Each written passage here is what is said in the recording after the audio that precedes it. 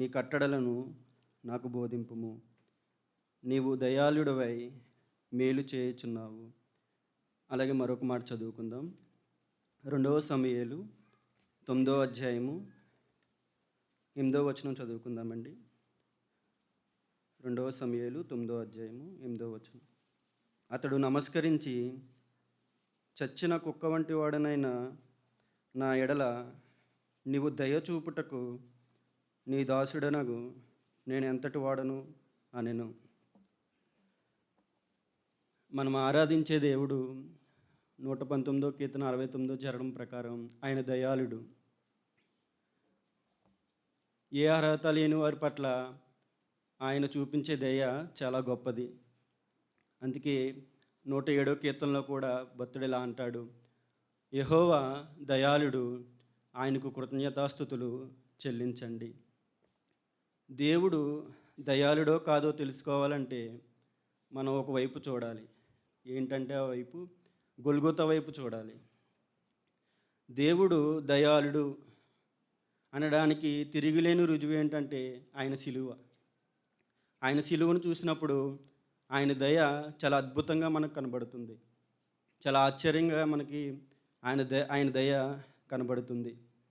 ఆయన దయాళుడై ఏ మేలు చేయలేదు, ఏ మేలు చేయక మానలేదు అనడానికి రుజువు ఆయన శిలువే. ఆ శిలువలో ఆయన మనకు చేసిన మేలు, ఆయన మన పట్ల చూపిన దయ, అనర్హులమైన మన పట్ల చూపిన దయ చాలా బాహాటంగా కనబడుతుంది. ఆయన చూపిన దయను బట్టి మనం సంతోషంతో, భారంతో దేవుణ్ణి ఆరాధించవలసిన వారమై ఉన్నాము.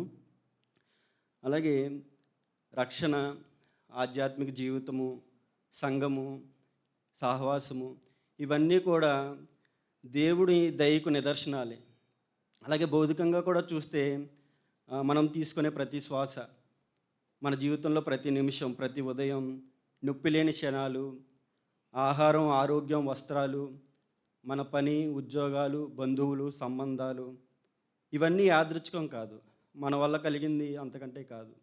ఇవన్నీ దేవుని దయకు నిదర్శనాలు. ఇవన్నీ కూడా ఇవన్నీ ఆయన దయాళుడు, ఆయన దయాళుడు, ఆయన దయాళుడని మనకు సాక్ష్యం ఇస్తున్నాయి.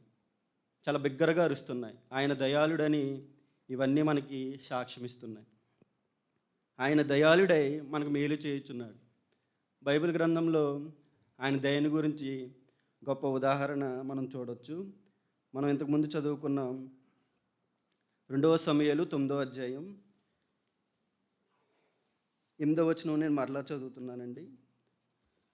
అతడు నమస్కరించి, చచ్చిన కుక్క వంటి వాడినైనా నా ఎడల నువ్వు దయ చూపుటకు నీ దాసుడు నాకు నేను ఏ పాటి వాడిని. ఇక్కడ మెఫీబోషెతు అంటున్నాడు, దావీదుతో అంటున్నాడు, రాజా నువ్వు దయ చూపించడానికి చచ్చిన కుక్కనైనా నేను ఏ పాటి వాడిని ప్రభువా అని మెఫీబోషెతు దావీదుతో అంటున్నాడు. ఈ మెఫీబోషెతు ఎవరని మనం చూస్తే మనం ఎరుగుదము, జ్ఞాపకానికి తెస్తున్నాను. అతను యోనాతాను కుమారుడు, తల్లిదండ్రులు లేనివాడుగా ఉన్నాడు. అతడు 2 కాళ్ళు కుంటుపడిపోయినాయి. అతను కుంటువాడు. అతనికి ఎటువంటి ఆశలు లేవు. తల్లిదండ్రులు లేనివాడు, కుంటువాడు, ఎటువంటి ఆశలు లేవు, కొరతలు కలిగినవాడు. ఎందుకంటే తన తల్లి బంధువుల దగ్గర, మాకీరు అనే ఒక బంధువు దగ్గర అతను బతుకుతున్నాడు. అక్కడ తను బ్రతుకుతున్నాడు. అలాగే అతని జీవితంలో చాలా అవమానం ఉంది, చాలా సిగ్గు ఉంది, చాలా నిరాశ ఉంది. అలాంటి వాడు ఈ మెఫీబోషెతు. అందుకే అంటున్నాడు, చచ్చిన కుక్కనైనా వంటి వాడినైనా నా ఎడల దయచూపుటకు నేను ఏ పాటి వాడిని అంటున్నాడు.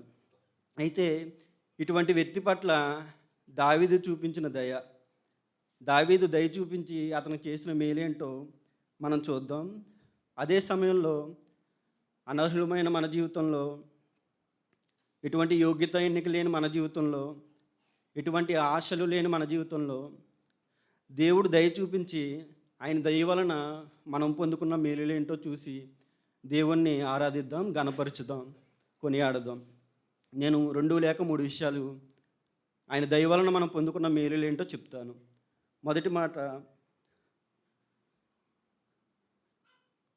9వ అధ్యాయము 2 సమూయేలు 5వ వచనంలో అంటాడు చూడండి.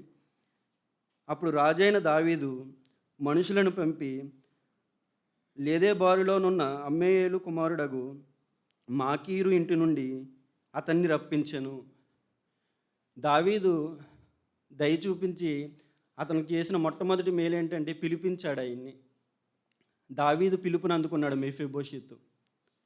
షేబా అంటాడు పైన మనం 2-3 వచనాల్లో అంటే చూస్తే షేబా అనే దాసుడు అంటాడు దావీదుతో, మెఫీబోషెతు కుంటివాడు, ఎక్కడో తల్లి బంధువుల దగ్గర బతుకుతున్నాడు, అతడు ఎన్నిక లేనివాడు అని చెప్పుకొస్తాడు. కానీ దావీదు అతను పిలుస్తాడు. అతడు స్థితిని బట్టి కానీ అతడు ఎటువంటి వాడో తెలిసి కూడా దావీదు అతన్ని పిలుస్తాడు. ఇక్కడ మనం దేవుని ఆరాధించడానికి ఆలోచించవలసిన విషయం, దేవునికి మనం ఎటువంటి వారము కూడా తెలుసు. అందుకే 1 కొరింథీలు ఆ మాట చదువుకుందామా. 1 కొరింథీ 1:26. సహోదరులారా మిమ్మును పిలిచిన పిలుపును చూడుడి. మీలో లోకరీతిని జ్ఞానులైనను గనులైనను గొప్ప వంశం వారైనను అనేకులు పిలువబడలేదు కానీ ఏ శరీరియు దేవుని ఎదుట అతిశయపకున్నట్లు జ్ఞానులను సిగ్గుపరచుటకు లోకంలో నుండి వెర్రివారిని దేవుని ఏర్పరచుకున్నాడు. బలవంతులైన వారిని సిగ్గుపరచుటకు లోకంలో బలహీనులైన వారిని దేవుడు ఏర్పరచుకుని ఉన్నాడు. ఎన్నికైన వారిని వ్యర్థము చేయుటకు లోకములో నీచులైన వారిని, తృణీకరింపబడిన వారిని, ఎన్నిక లేని వారిని దేవుడు ఏర్పరచుకుని ఉన్నాడు. చాలండి. దేవుడు పిలుచుకున్న మనము అక్కడ వచనంలో 4 మాటలు చూడొచ్చు. మనం వెర్రివారము, బలహీనులము, నీచులము, తృణీకారానికి లోనైన వారును అయినప్పటికీ దేవుడు తన దయను బట్టి మనకి తన పిలుపునిచ్చాడు. మెఫీబోషెతు యొక్క కుంటితనాన్ని, అతని అయోగ్యతను చూడకుండా దావీదు ఎలా పిలిచాడో, దేవుడు కూడా మన అయోగ్యతను, మన బలహీనతను, మన నీచులమని తృణీకరించలేదు కానీ ఆయన దయతో మనల్ని పిలిచాడు. ఆయన దయాళుడే. మనకు చేసిన మేలు ఏంటంటే ఆయన మనల్ని పిలిచాడు. దీన్ని బట్టి మనం దేవుణ్ణి ఆరాధించాలి. రెండవది ఏంటంటే 2 సమూయేలు 9వ అధ్యాయంలో 7వ వచనం చదువుదాం. అందుకు దావీదు నీవు భయపడవద్దు. చాలండి. దావీదు మెఫీబోషెతు దయ చూపిస్తూ అతనికి భరోసా ఇస్తున్నాడు. అతను ఎందుకు భయపడుతున్నాడో కొన్ని కారణాలు ఉన్నాయి. అందులో ఒక కారణం ఏంటంటే అతని జీవితం చాలా నిరాశతో ఉంది, చాలా గందరగోళంగా ఉంది, చాలా నిట్టూర్పుతో ఉంది అతని జీవితం. అలాంటి మెఫీబోషెతు దగ్గరికి వెళ్ళి దావీదు అంటున్నాడు భయపడవద్దు అని భరోసా ఇస్తున్నాడు, తనని నెమ్మదిపరుస్తున్నాడు.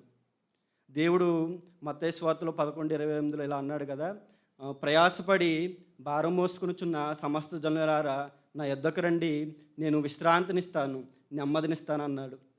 దేవుని మనం ఆయన దయను బట్టి ఆరాధించాలి. ఎందుకంటే దేవుడు మనకు చాలా నెమ్మదినిచ్చాడు. నిరాశ చెందుతున్న నిట్టూర్పులో ఉన్న మనకి చాలా విశ్రాంతినిచ్చాడు ఆయన.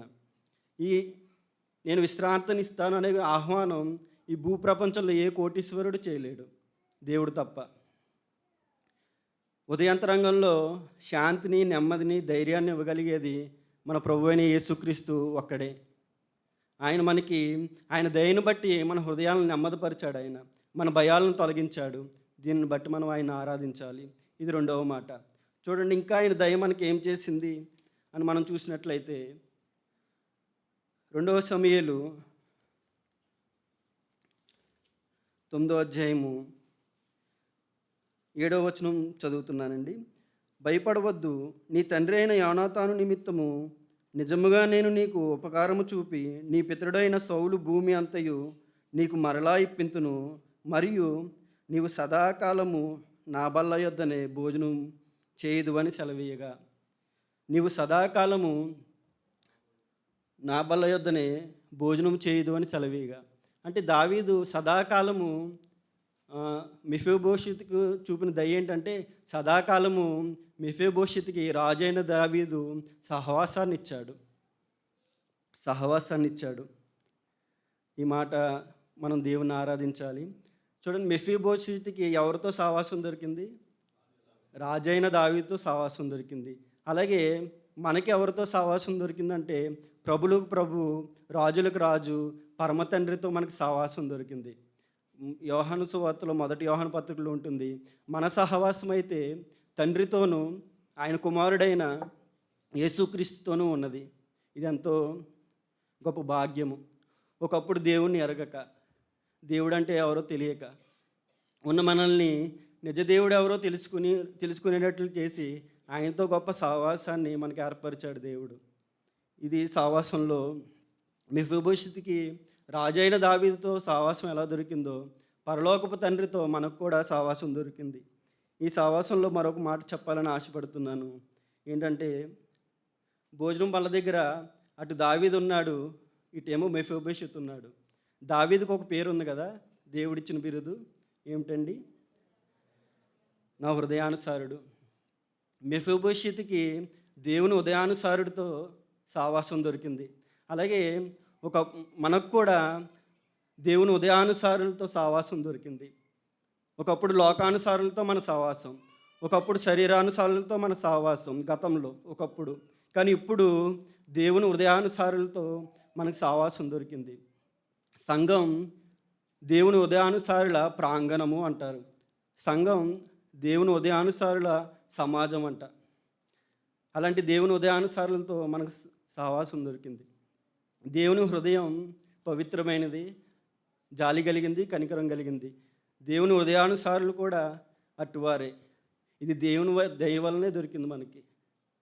ఒకప్పుడు లోకానుసారులతో సహవాసం చేసిన మనకి దేవుని ఉదయానుసారులతో సహవాసం చేసే గొప్ప భాగ్యాన్ని దేవుడు తన దయను బట్టి మనకు అనుగ్రహించాడు.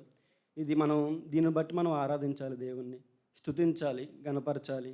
ప్రభు, ఒకప్పుడు నా జీవితం వారితో, ఇప్పుడు నీ ప్రజలతో, నీ హృదయానుసారులతో ప్రభువా అని మనం స్తుతించాలి. చివరిగా 2 సమూయేలు 9:9 మీలో నుంచి ఒకరు చదవండి. అప్పుడు రాజు సౌలు సేవకుడైన షేబాను పిలువనింపి సౌలునకును అతని కుటుంబమునకు కలిగిన సొత్తంతటిని నీ యజమానుని కుమారునికి నేను ఇప్పించి ఉన్నాను. చాలండి. మెఫీబోషెతుకి దావీదు తన భూమిని ఇస్తున్నాడు. ఒకప్పుడు ఆ భూమి, ఆ ఆస్తి సౌలుది. సౌలు చనిపోయాడు. ఇప్పుడు దావీదైన రాజుది ఆ భూమి అంతా.